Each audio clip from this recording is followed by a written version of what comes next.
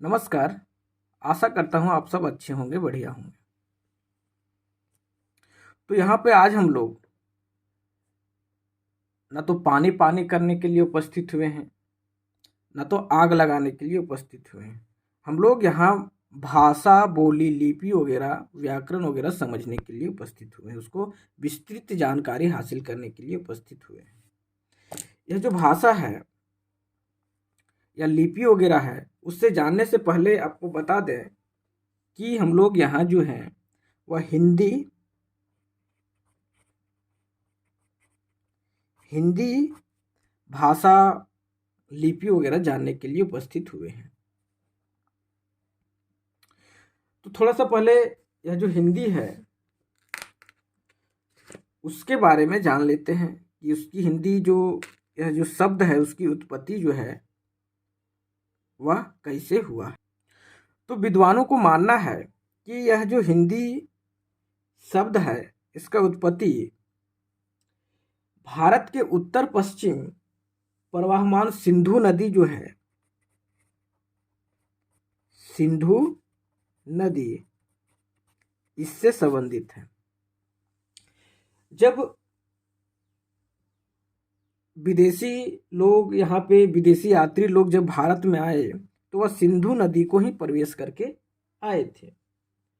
और विद्वानों को मानना है कि वह जो ईरानी लोग आए थे यहाँ पे, वह सिंधु उच्चारण नहीं कर पाते थे, उसके जगह पे वो सिंधु की जगह पे क्या है, हिंदू का उच्चारण करते थे, हिंदू कहते थे। और आगे चल करके यह हिंदू शब्द जो है वह क्या बन गया, हिंद बन गया। और हिंद शब्द में ही जब फारसी का प्रत्यय बड़ी ई लगा तो वह मिल करके क्या बन गया, हिंदी बन गया। क्या बन गया, हिंदी बन गया। तो यह था हिंदी शब्द की उत्पत्ति। कैसे हुआ था यह। अब है कि हिंदी जो है, हिंदी भाषा शब्द की उत्पत्ति तो देख लिया। यह जो हिंदी भाषा है, हिंदी भाषा, इसका जो उत्पत्ति है, हिंदी भाषा का उत्पत्ति वह क्या है, संस्कृत से माना जाता है। किससे माना जाता है, संस्कृत भाषा से माना जाता है। अर्थात संस्कृत जो है वह हिंदी का क्या है, जननी है, जन्मदाता है। तो हिंदी लगभग कम हम लोग समझ लिए। अब थोड़ा सा भाषा जो है इसको समझते हैं। तो यह भाषा जो है शब्द, भाषा शब्द भी संस्कृत के ही भास धातु से बना है। भाषा शब्द जो है वह संस्कृत के क्या है, भास धातु जो है उससे बना हुआ है। और इसका अर्थ जो है वह होता है, इसका अर्थ जो है, भास धातु का अर्थ क्या होता है हिंदी में, तो बोलना,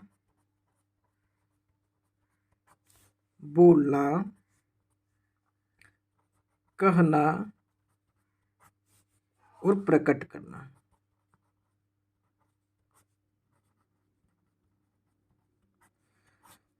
तो यहाँ पर हम लोगों ने हिंदी और भाषा दोनों को समझ चुका है। अब हम लोग भाषा का महत्व को जानते हैं। हमारी जो लाइफ है, मनुष्य जन्म जो है, उसमें भाषा का महत्व क्या है। तो भाषा हम लोगों के लिए अत्यधिक महत्वपूर्ण है। जो आज हम लोग अंतरिक्ष में या फिर चंद्रमा पे जा पाए हैं, तो उसमें भाषा का भी बहुत भागीदारी रहा है। भाषा जो है मानव जाति के ज्ञान विज्ञान का विकास किया है। बहुत सारे क्या है, भाषा हम मनुष्य के लिए वरदान साबित हुआ है। क्या हुआ है? वरदान साबित हुआ है। भाषा ही जो है, यह जो भाषा है वही हम लोगों को समाज में श्रेष्ठ बनाता है। हम लोग देखते हैं कि एक जो पढ़े लिखे अच्छे इंसान की जो भाषा होता है वह निम्नतर व्यक्ति के भाषा से क्या होता है, हटके होता है। हमारे जीवन में भाषा का बहुत महत्व है। जहाँ भी जाएंगे, खाएंगे, पिएंगे, सोएंगे, उठेंगे, बैठेंगे, सब जगह हम लोग का जीवन में क्या है, भाषा का महत्वपूर्ण। हम लोग सपना भी देखते हैं तो भाषा के माध्यम से ही सपना देखते हैं ना। यदि भाषा ना होता तो ज्ञान का प्रचार प्रसार भी नहीं हो पाता। अगर भाषा ही नहीं होता तो हमारे जो पूर्वज जो है हमारे लिए जो ज्ञान, विभिन्न तरह के ज्ञान जो खोज करके रखे हैं, रिसर्च किए हैं, वह हम लोगों तक पहुंच ही नहीं पाता। हम अपने विचारों को, तो इससे हम लोग को पता चलता है कि जो हमारे जो मन में जो विचार है हम अपने विचारों का क्या करते हैं, आदान प्रदान।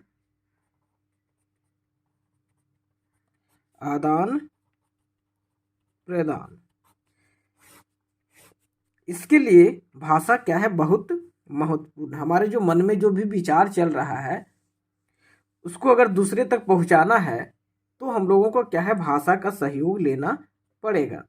जिस प्रकार अगर हम लोग को विदेश घूमने के लिए जाना है, विदेश भ्रमण के लिए जाना है, तो हम लोग हवाई जहाज का सहयोग लेते हैं तब वहां तक विदेश तक पहुंच पाते हैं। उसी तरह जो हमारे मन में जो भी चल रहा है वह अगर किसी अन्य को, अपने दोस्त को, अपने मित्र को, अपने सगा संबंधी किसी को भी बताना है तो उसमें भाषा जो है उसका हम लोग को सहायता लेना पड़ता है।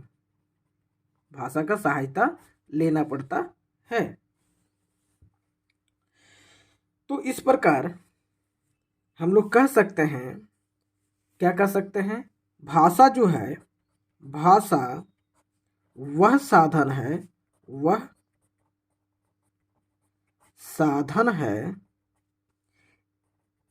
जिसके माध्यम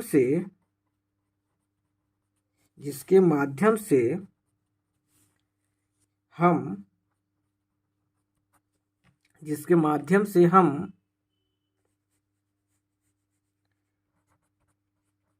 बोलकर, क्या करके, बोलकर या फिर लिख कर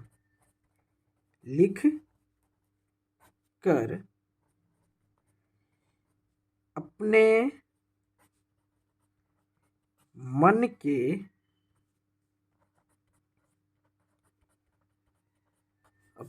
के विचारों को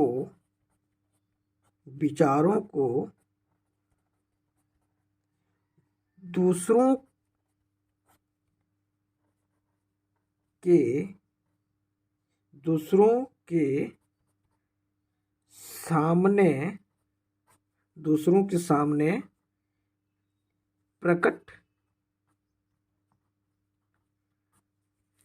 के सामने प्रकट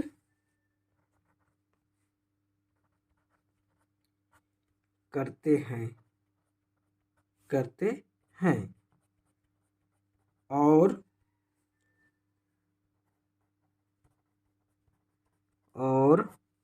दूसरों के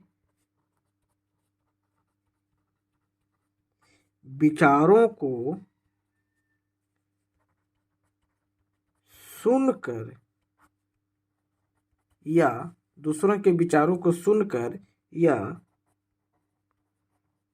पढ़कर समझते हैं।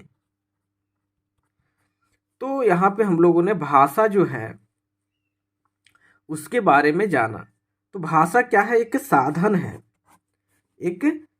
साधन है जिसके माध्यम से हम लोग क्या करते हैं, बोल कर या फिर लिख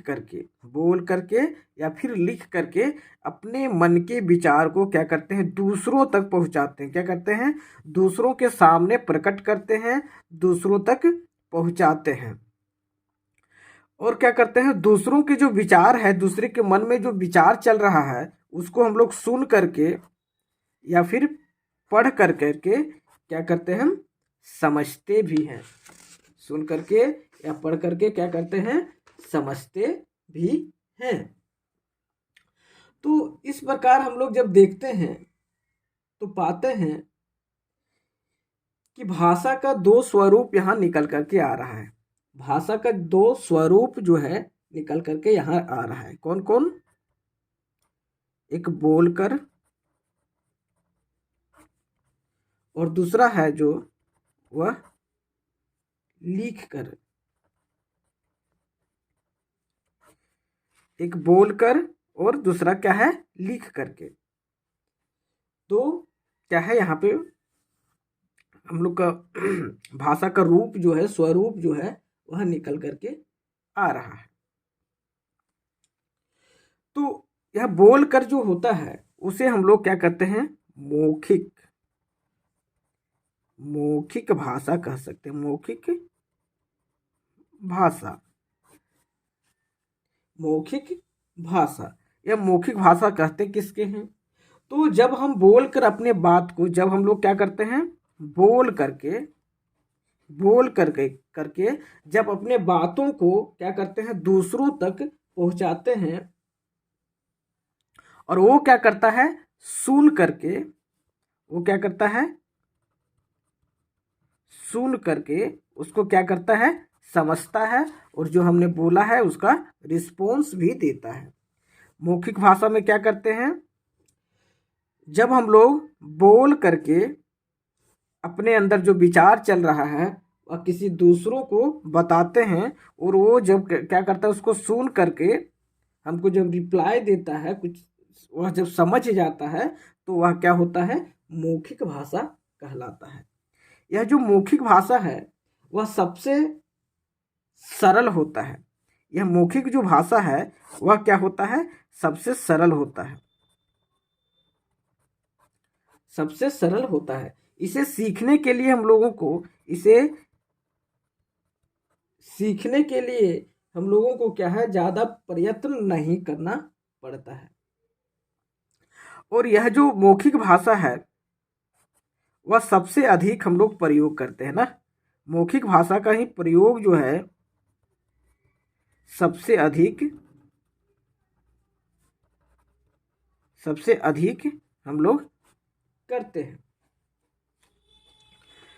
तो यह था मौखिक भाषा। अब हम लोग देखते हैं लिखित भाषा क्या है। तो लिखित भाषा में क्या होता है, जब हम लोग लिख करके, जब हम लोग लिख करके अपनी बात को दूसरों के सामने प्रकट करते हैं, और वो क्या करता है, उसको पढ़ करके समझता है और फिर रिप्लाई करता है, तो वह क्या होता है, लिखित भाषा हो जाता है। वह लिखित भाषा होता है। लिखित भाषा जो होता है वह क्या होता है, अस्थाई होता है। यह जो होता है वह क्या होता है, अस्थाई होता है। अर्थात कहीं जैसे अभी मैंने लिख दिया इसको तो यह अस्थाई हो गया, लेकिन जब मैं बोल रहा हूं तो वह अस्थाई नहीं है। उसके बाद यह जो होता है, लिखी हुई बात से कोई इनकार नहीं कर सकता। एक बार जब लिख दिए तो वह बात से कोई इनकार नहीं किया जा सकता है। तो यह थी लिखित भाषा और मौखिक भाषा। मौखिक भाषा जो है वह भाषा का मूल भी होता है। मौखिक भाषा जो है वह क्या है, भाषा का, भाषा का क्या होता है, मूल होता है। मूल अर्थात प्राचीनतम रूप। मूल अर्थात क्या होगा, प्राचीनतम पुराना रूप। और लिखित भाषा जो है, यह जो लिखित भाषा है वह मौखिक भाषा से ही विकसित हुआ है। लिखित भाषा जो है वह मौखिक भाषा से ही विकसित हुआ है। और हम लोग लिखित भाषा में क्या करते हैं, जो ज्ञान है, जो ज्ञान है उसको हम लोग संचित करके रखते हैं, उसको संजो करके रखते हैं। एक और भाषा जो है वह है सांकेतिक भाषा। क्या है? एक और भाषा जो है वह है सांकेतिक भाषा। इसमें हम लोग संकेत या इशारा का सहारा लेते हैं। इसमें हम लोग क्या करते हैं? या तो संकेतों का या फिर इशारों का सहारा लेते हैं।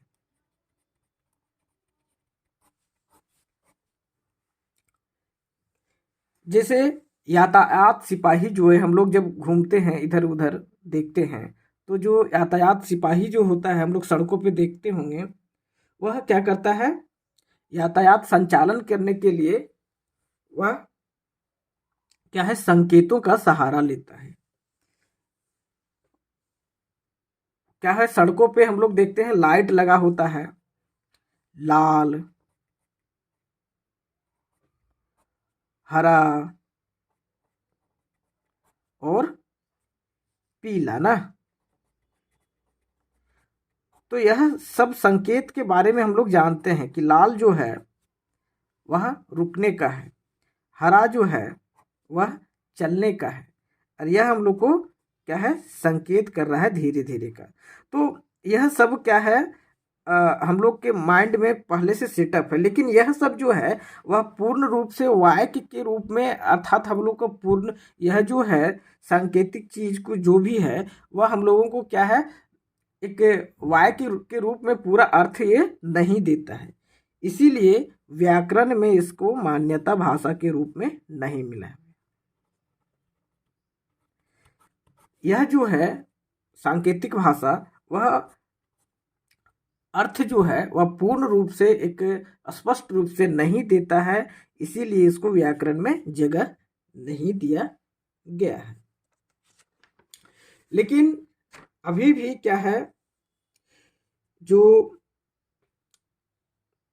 अंधे लोग होते हैं तो उसके लिए क्या है? संकेत के ही सहयोग से, जो ब्रेन लिपि है उसके सहयोग से ही वह क्या है? पढ़ाई लिखाई कर पाते हैं।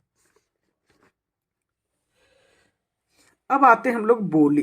भाषा तो हम लोगों ने समझ लिया भाषा क्या है। अब आते हैं हम लोग बोली पर ना। बोली तो यह जो बोली है वह क्या होता है? बोली एक सीमित क्षेत्र तक ही बोली जाती है। बोली क्या होता है? एक सीमित क्षेत्र होता है, कुछ जगह होता है, स्पेशल सीमित क्षेत्र। जैसे अगर बात करें यहाँ हम लोग का गिरिडीह का, तो यहाँ पे क्या है? लोग खोरठा या फिर संथाली वगैरह बोलते हैं। तो यह सब क्या होता है? किसी सीमित जगह के लिए, सीमित क्षेत्र में जो है वहीं पे क्या है? बोला जाता है। अगर दूसरे जगह पे चल जाइएगा, आप लोग जाइएगा, तो यह खोरठा संथाली वगैरह वहाँ पे नहीं मिलेगा, या कुछ विशेष स्थान होता है, क्षेत्र होता है, वहीं बोला जाता है। सभी जगह के जो हम लोग देखेंगे तो विभिन्न राज्यों के लिए अलग अलग क्या है? वहाँ का जो है अपनी बोली है। जैसे अगर हम लोग मथुरा इलाका चल जाते हैं, आगरा चल जाते हैं, तो वहाँ के लिए ब्रज भाषा है। अगर बिहार चले जाते हैं तो भोजपुरी और मैथिली हो जाता है। उसी तरह अगर हम लोग राजस्थान चल जाते हैं तो वहाँ पे मारवाड़ी जो है वह बोली बोला जाता है। तो यह सब क्या है? बोली जो होता है वह सीमित क्षेत्र के लिए होता है, और जो बोली होता है उसका लिखित भाषा में कोई स्थान नहीं होता है। बोली का क्या है? लिखित भाषा में कोई स्थान जो है नहीं होता है, नहीं होता है। तो यह थी बोली। अब जो हम लोगों ने जो भाषा समझा है, हमारी हिंदी जो भाषा है, वह हम लोग उसको हम लोग क्या करते हैं? मातृभाषा के रूप में यूज करते हैं, प्रयोग करते हैं। मातृभाषा। राजभाषा के रूप में भी प्रयोग करते हैं, राजभाषा। और हम लोग अन्य जो है संपर्क भाषा आदि के रूप में भी प्रयोग करते हैं। तो यहाँ मातृभाषा और राजभाषा जो है उसको हम लोग समझते हैं। तो मातृभाषा जो है वह क्या होता है? वह भाषा जो बच्चा अपने माँ से सीखता है। किससे सीखता है? माँ से सीखता है। वह भाषा जो बच्चा अपने माँ से सीखता है, क्या करता है? सीखता है। तो वह जो है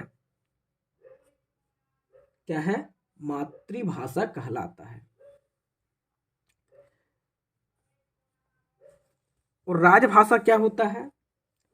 तो राजभाषा जो होता है उसी में किसी भी राष्ट्र के अधिकांश भूभाग के जो लोग होते हैं वो जानते हैं। किसी भी राष्ट्र के अधिकांश भूभाग के लोग होते हैं उसको अच्छे से क्या करते हैं? जानते हैं।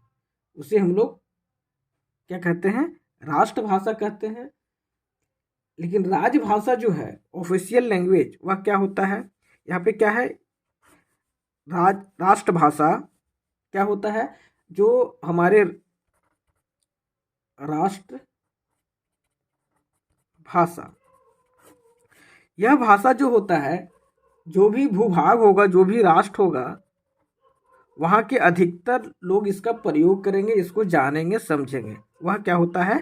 राष्ट्रभाषा कहलाता है। लेकिन राजभाषा क्या होता है? तो राजभाषा जो होता है वह क्या है? राज्यों के जो ऑफिस होता है वहाँ पे जिस भाषा में कार्य होता है वह क्या होता है? राजभाषा कहलाता है। राज्य के जो भी ऑफिस होगा, कार्यालय जो होगा,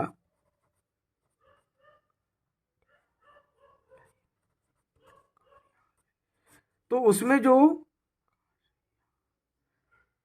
कार्य जो होगा तो वह क्या होगा? राजभाषा से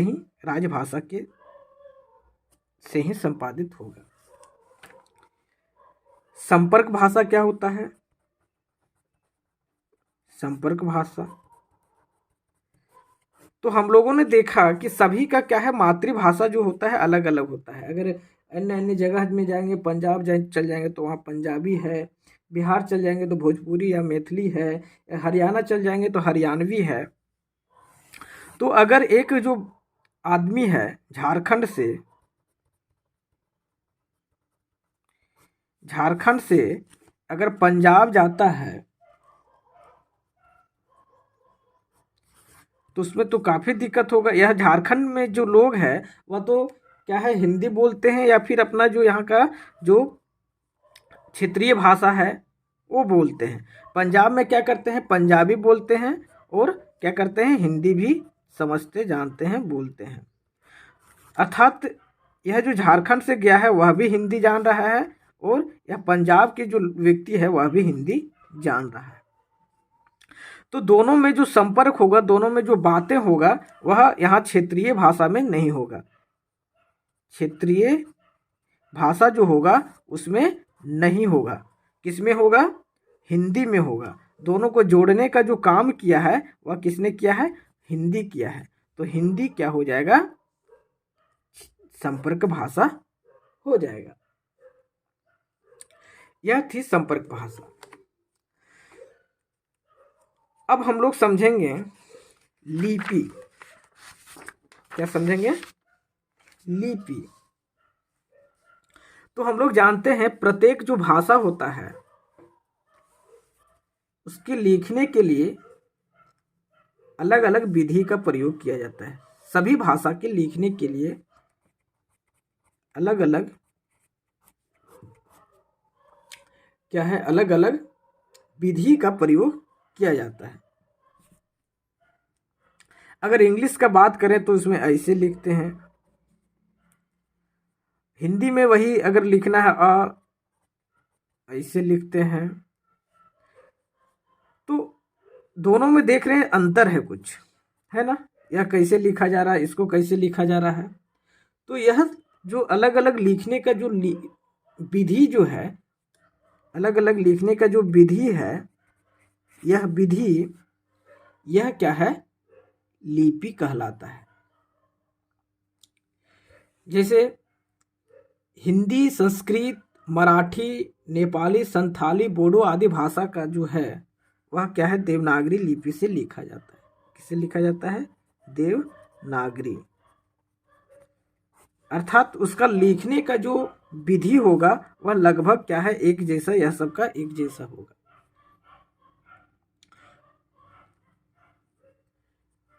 उसी वैसा ही अगर कहीं अंग्रेजी का बात करें तो अंग्रेजी का जो लिपि होता है वह क्या होता है, रोमन होता है। रोमन से हम लोग लिखते हैं। वहीं अगर पंजाबी का बात करें हम लोग, पंजाबी का, तो उसका जो लिपि है वह क्या है, गुरुमुखी। बंगाली जो है उसका लिपि क्या है, बांग्ला। उर्दू जो है, उर्दू भाषा, उसका लिपि जो है वह है फारसी। तो लिखने की अलग अलग जो विधि है उसी को क्या कहते हैं हम लोग, लिपि कहते हैं।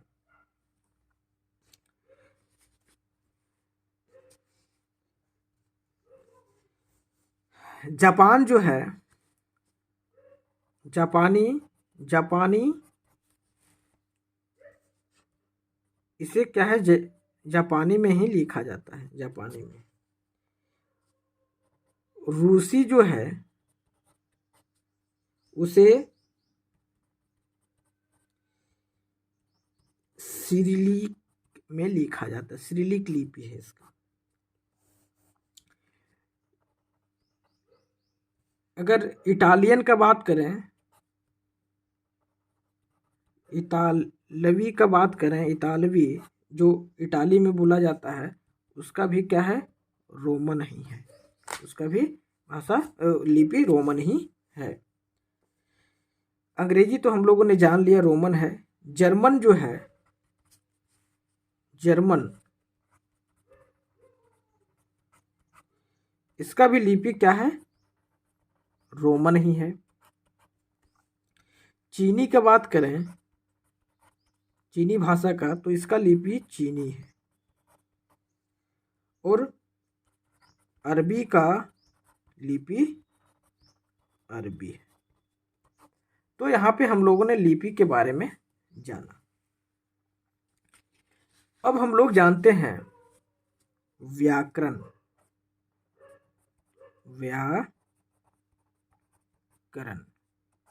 ग्रामर। तो व्याकरण जो है वह शास्त्र है, क्या है, वह शास्त्र है जो भाषा को क्या करता है, भाषा को शुद्ध करता है।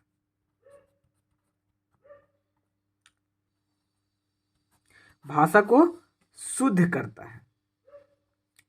जिस प्रकार हम लोग अगर पानी जो है गंदा अगर है तो उसको साफ करने के लिए हम लोग जो कैंट वगैरह यूज करते हैं ना, तो उसी तरह भाषा में जो मान्यता, जो भाषा है उसको शुद्ध करने के लिए हम लोग व्याकरण का सहयोग लेते हैं। भाषा में क्या शुद्धियाँ हैं या फिर अशुद्धियाँ हैं उसको जानने के लिए हम लोग व्याकरण का सहारा लेना पड़ता है। व्याकरण के नियमों में बंधकर ही भाषा बोलने, लिखने, पढ़ने, समझने की योग्य बनती है। व्याकरण जो है, कोई भी जो भाषा है वह जब एक नियम में बनता है, एक नियमों में बनता है वह,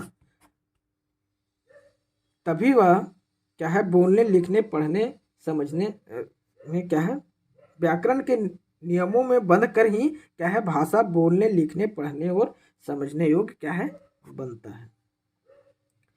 और प्रत्येक भाषा को लिखने का नियम होता है। कोई भी भाषा है तो उसका एक नियम है कि वह लिखा जाएगा, लिखा जाएगा ना,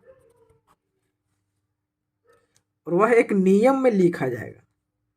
एक नियम जो है, एक रूल है, उसके आधार पे लिखा जाएगा। हम लोग यह जो नियम होता है उसी के आधार पर हम भाषा के शुद्ध तथा अशुद्ध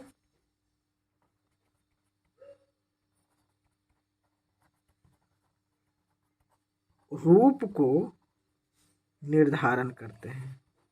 क्या करते हैं? उसका निर्धारित करते हैं। उसका शुद्ध भाषा के जो नियम जो बनाए गए हैं पहले, उसी के आधार पे हम लोग उसके शुद्धता और अशुद्धता का निर्धारण उसमें क्या है, किया जाता है।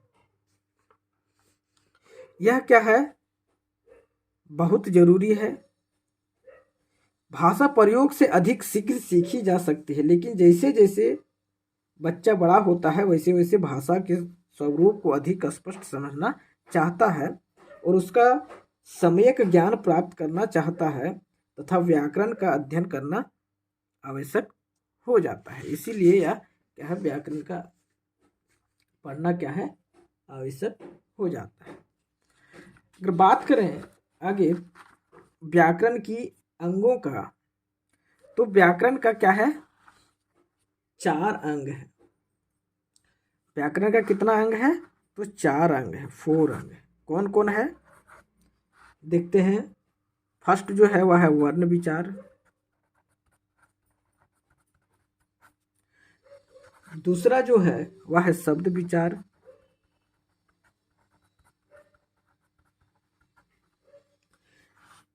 तीसरा जो है वह है वाक्य विचार, तीसरा जो होगा वह होगा पद विचार, और चौथा जो होगा वह होगा वाक्य विचार। चौथा क्या होगा? वाक्य विचार। इसमें फर्स्ट वाला वर्ण विचार में हम लोग जो वर्ण होता है, वर्ण में विचार करते हैं, वर्णों का विचार करते हैं। इसमें वर्णों का भेद, उनके उच्चारण, प्रयोग तथा संधि विषयों का ज्ञान अर्जित करते हैं वर्ण विचार में।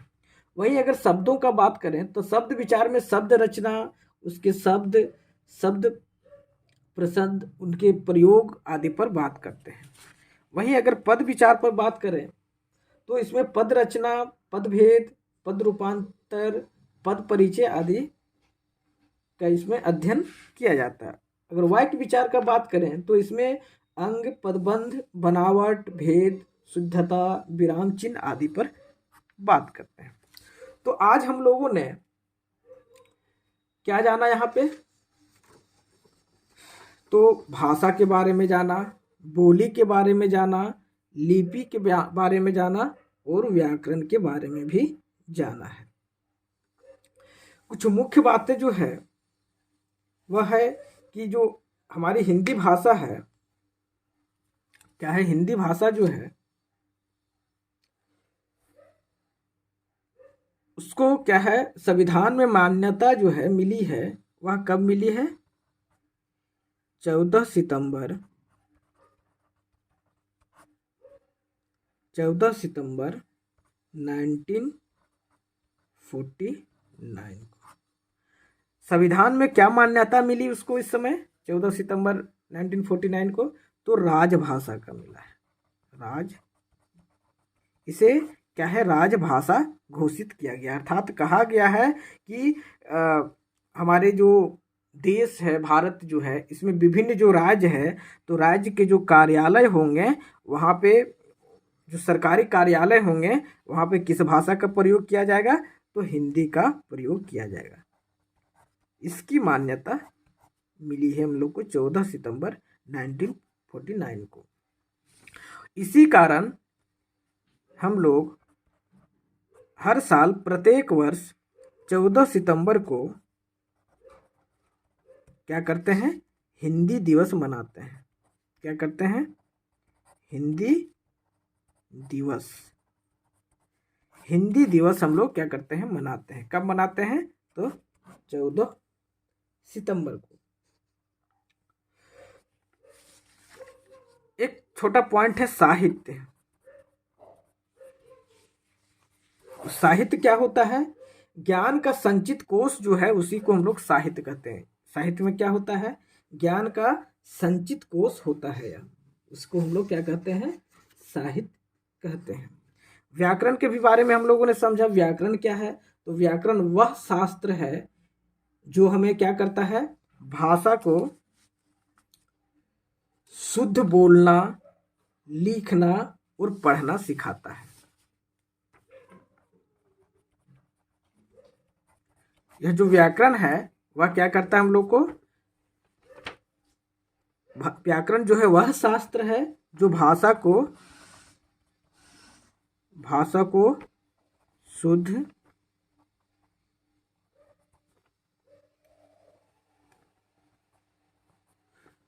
शुद्ध बोलना, लिखना, पढ़ना सिखाता है ना।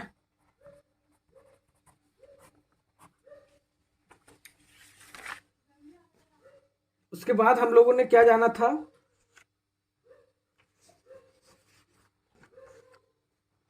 भाषा के बारे में जाना था। भाषा क्या है? वह विचारों के आदान प्रदान का माध्यम है, यह हम लोगों ने जाना था। भाषा का 2 रूप होता है, लिखित और मौखिक। जो उसमें एक और रूप जो है वह सांकेतिक है, लेकिन व्याकरण में उसको मान्यता नहीं है, उसको व्याकरण में मान्यता नहीं मिली है।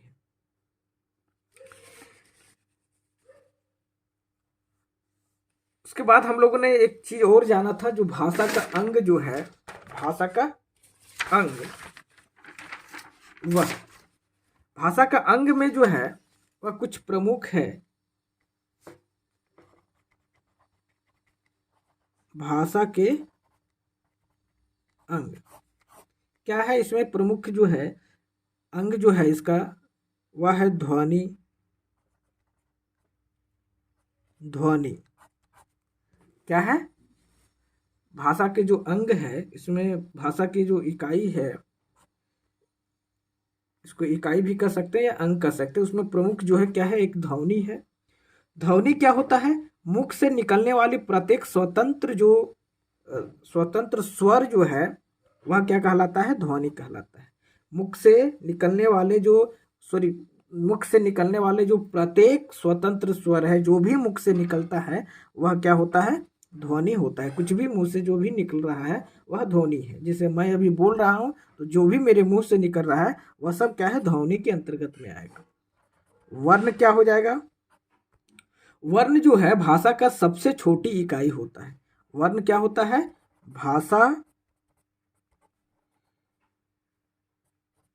भाषा की सबसे छोटी इकाई होती है। जैसे अ, इसका हम लोग खंड नहीं कर सकते हैं। यह क हलंत, इसका और खंड नहीं किया जा सकता, यह सबसे छोटी इकाई होता है। उसके बाद इसका अंग जो है वह है शब्द। शब्द क्या होता है? वर्णों का सार्थक समूह जो होता है। क्या है? वर्णों का सार्थक। यहाँ क्या बोला जा रहा है? सार्थक, निरर्थक नहीं, सार्थक। कुछ ना कुछ अर्थ निकलना चाहिए, तो उसके समूह को, सार्थक समूह को क्या कहते हैं? शब्द कहते हैं। जैसे नदी। नदी कहने मात्र से हमारे मन में, हमारे माइंड में नदी का क्या है? एक इमेज बन जाता है, पिक्चर बन जाता है, अर्थात यह क्या होगा? शब्द होगा। उसके बाद है पद। तो वाक्य में प्रयुक्त शब्द पद कहलाते हैं। वाक्य में जो शब्द प्रयोग किया जाता है, वाक्य में प्रयुक्त शब्द जो है वह क्या है? पद कहलाते हैं। वाक्य में जो भी शब्द का यूज करते हैं, प्रयोग करते हैं, वह क्या कहलाता है? पद कहलाता है। एक और बच रहा है वाक्य। तो वाक्य क्या होता है? तो विचारों को पूर्ण रूप से व्यक्त करने वाले जो सार्थक शब्दों का समूह होता है, वह क्या होता है? वाक्य होता है। तो सार्थक शब्दों के समूह, सार्थक शब्दों के समूह जो होता है वह क्या होता है? वाक्य होता है, जो हमारे विचारों को क्या करता है? पूर्ण करता है, पूर्ण रूप से अभिव्यक्त करता है। ओके, धन्यवाद। अगर वीडियो अच्छा लगा होगा आप लोगों को तो इस तरह के अन्य जानकारी के लिए हमारे YouTube चैनल जो है उसको आप सब्सक्राइब कर सकते हैं, और जो मैंने मेहनत किया है उसके लिए आप भी सब्सक्राइब कर सकते हैं। धन्यवाद।